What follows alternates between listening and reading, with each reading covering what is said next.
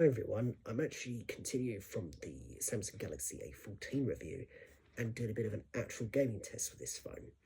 It has the MediaTek G80 chip inside of it, and I've got a few games already loaded up and ready to go to test out.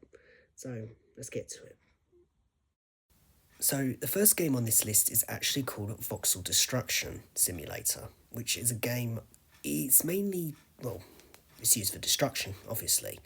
But this game actually does have some insane graphical power is needed for this game.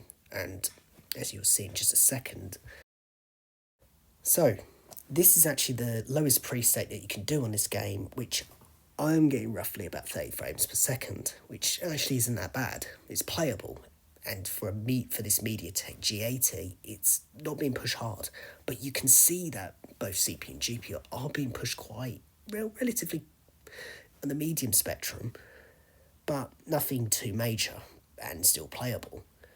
I wouldn't have it at this graphics setting though, as it does look pretty bad and not usable. But the next graphics setting I'm using is the medium setting, which I would recommend even at this phone. Yes, you do drop frames, but personally I would have it at this. And as you can tell, we have dropped down to roughly 24 frames per second. Still, I would keep it on this, even for this type of phone. Yes, it's a bit laggy, but it's leagues ahead better than whatever the hell low settings was. So, personally, I'd keep it on that. The next graphical setting is high, which I would not use it on this phone. Honestly, it's pretty unbearable. But saying that, 15 frames, which I didn't see when actually editing this video, I actually didn't see 15 frames per second. But it does drop dramatically when you start shooting things. The CPU can't handle itself, which, fair enough, it is a low-end chip, but still, it's able to do this kind of stuff. Next is Ultra. Now, if you go anywhere else on the map, I actually got really lucky, it doesn't lag that badly, but as you can see, it's struggling and just can't do it.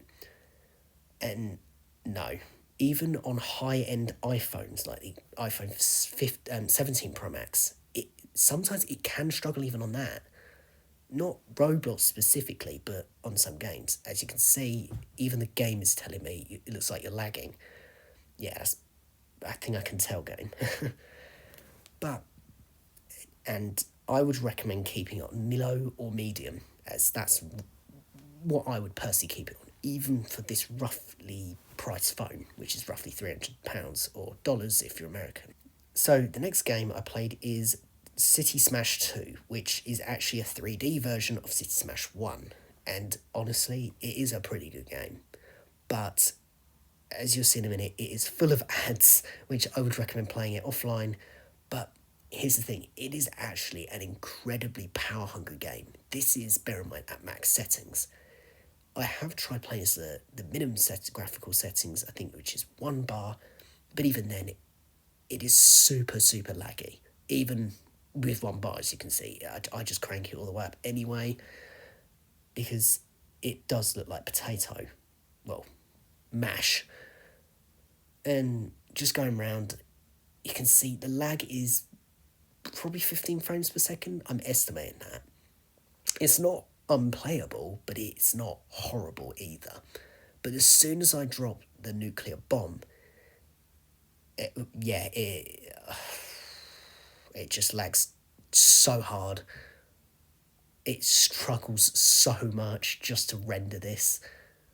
If I played this on my, let's say, the iPhone, it wouldn't be this bad, nor on any other Android flagships. Of course, this phone wasn't really designed to be pushed this hard, but, you know, I like doing dumb, stupid shit like this, so enjoy it. The next game I played is Genshin Impact. Now, this is a super heavy, intensive game to run, even on some high-end desktops. So, yeah, as you can tell, it took a while for me to load in. I had to actually cut this part of the video because it got so boring. But, see, as when I got into the game, bear in mind, everything is on, like, ultra-low settings. I've actually made it custom because it was so bad. But still, it's runnable, it is usable on this phone. So you can't tell your friends that you can't play Genshin Impact. Well, probably, you know, if you're a Discord mod, but still, you can play it on this phone, which I think isn't actually that bad. The next bit after this, I actually went outside of these gates, I think, or the castle, and just started doing a bit of running around just to show the landscape of how low the graphics can actually be. Bear in mind, this is the lowest I can go, I believe. I think I said it's a certain things can be higher than the other, because I wanted to see how far it could push this phone before it lags too much. Bear in mind, this phone only has 4 GB of RAM, which isn't a lot, but still, it is running this game, showing me that it is not the limit. But look at that huge lag spike though.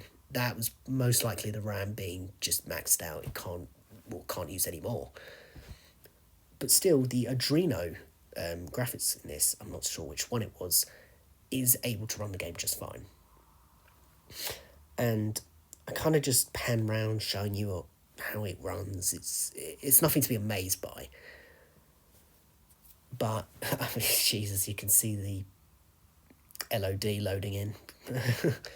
But as I pan round, I noticed how hot the phone got as well, obviously. It got suspiciously hot.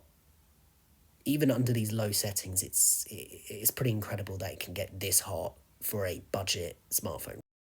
Please let me know in the comments what type of game you want me to play, either Resident Evil, if I'm able to play this game on that, or even Minecraft. I will buy it just for this phone. That's the end of that gaming review. Please let me know what other games I should also play. Please let me know in the comments. Have a good day and Happy New Year to you all.